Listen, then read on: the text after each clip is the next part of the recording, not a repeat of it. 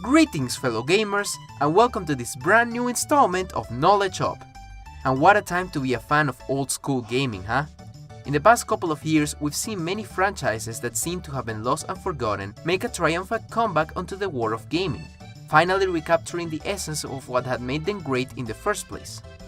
Doom is an excellent shooter, mixing elements of the original games with those of a modern FPS. After a series of bad sequels, Mortal Kombat finally managed to release two fighting games with both accessible but also fun and competitive gameplay. Heck, even popular franchises such as Pokémon attempted to recapture the appeal of their first entries with X and Y, which are clearly a tribute in many ways to the originals Red and Blue. And who can forget Final Fantasy, which once again revolutionized the classic JRPG gameplay with, wait, what? This is different. Yes, Final Fantasy, a franchise that, arguably, after a streak of okay to terrible games, needed to recover the soul of its past prime more than any other, opted for a completely different route and decided to go with an ARPG instead of a JRPG. This alone is enough to raise some eyebrows, but if you think about it, it becomes quite clear that JRPGs are nowhere near the position they had when they were first introduced. I mean, the NES, and especially the SNES, were notorious for housing some of the best JRPGs of all time.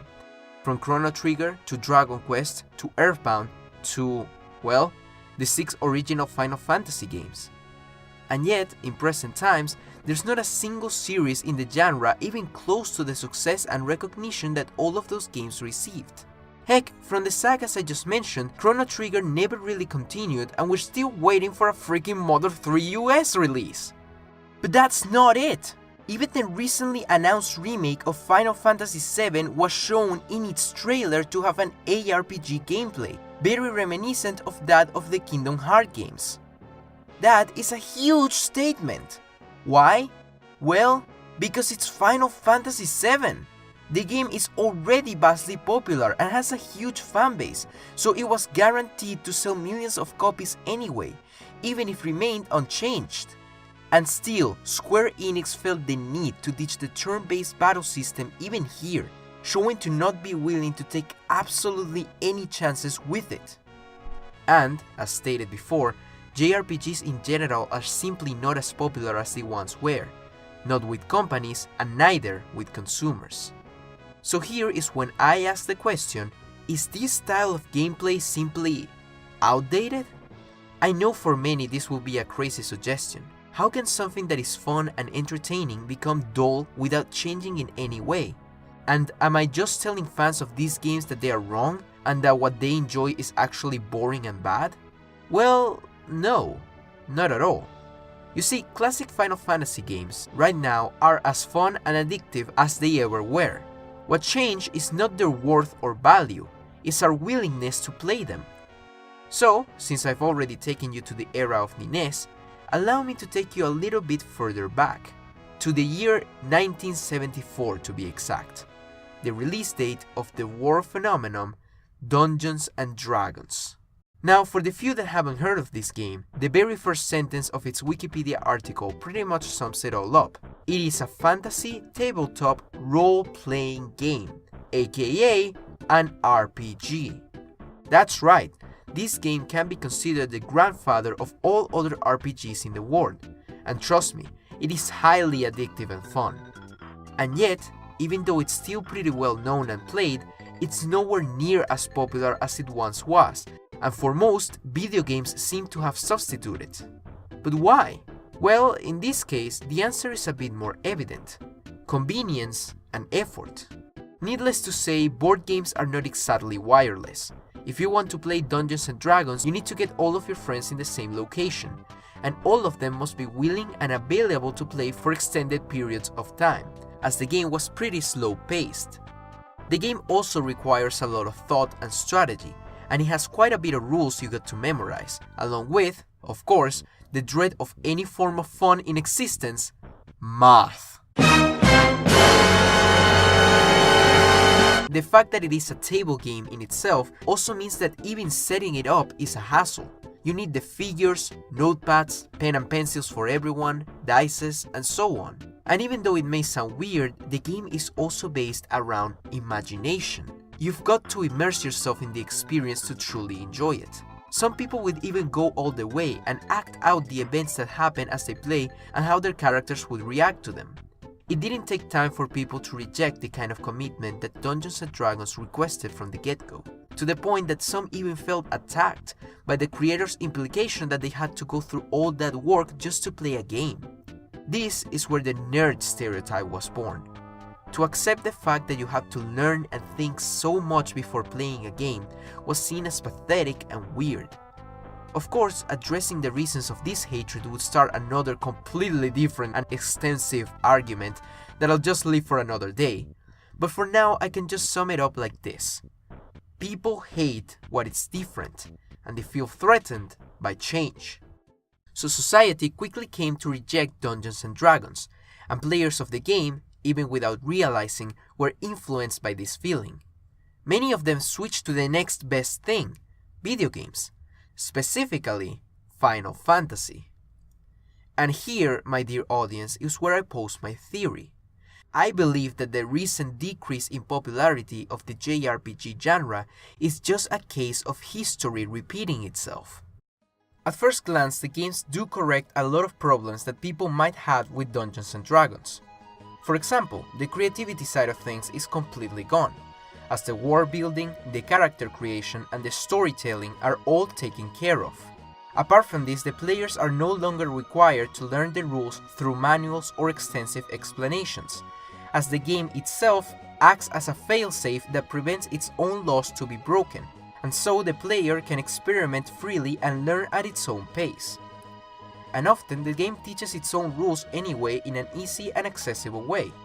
However, even these measures meant to make the games easier and more understandable for newer players create crucial flaws that to an extent are shared with D&D. The fact that they create the world, the characters and the stories means that the games have to convey all of that information to the players. Often this translates into huge paragraphs of text that just serve to slow the game down and to ruin player immersion and interest. This is the reason why most JRPGs have a very long and monotonous beginning sequence, and also one of the main causes of their usually slow pace.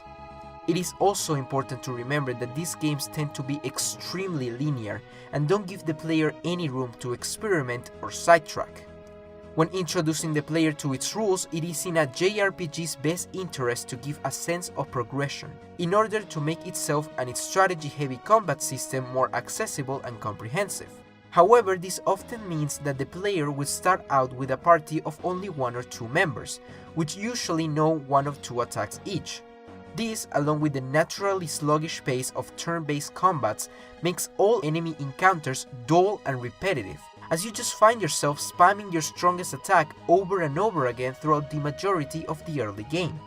And then, as I said before, when these games finally get going, they are extremely strategic and difficult, so they require quite a bit of thought and commitment to beat. And that's just scraping the very surface of this genre's structural and fundamental issues. I could talk about the grinding mechanic, which forces the player to fight the same enemies over and over again to get strong enough to beat certain bosses, or how the games actively encourage players to seek and collect dozens of different pieces of armor and weapons, or all the different gimmicks and minigames and so on. But probably the biggest issue that the current gaming community might have with JRPGs is the fact that they are innately conditioned to be single player. Gamers nowadays are more social than ever, with platforms such as Steam or even more recently Discord. Casuals look for games that can offer them fun, laid-back experiences that they can enjoy with their friends, while hardcore gamers look for competitive games in which they can measure their skills against other players worldwide, some even looking to make a job out of their passion.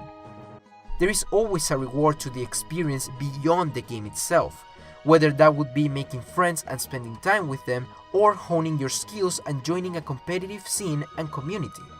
Single-player games are mostly seen either as tiny distractions, such as most mobile games, or as experiences so grand and epic that they catch the attention of players anyway, such as Skyrim, Fallout, or The Witcher 3.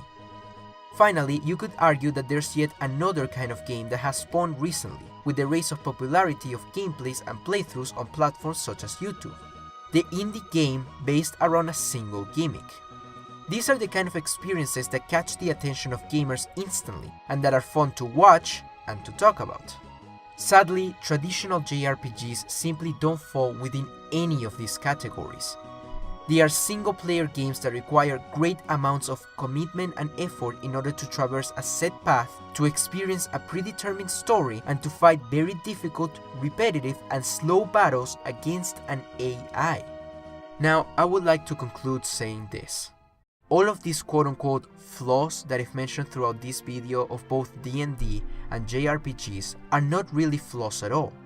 You can consider the word just an abbreviation for reasons why players are no longer as willing to give a chance to.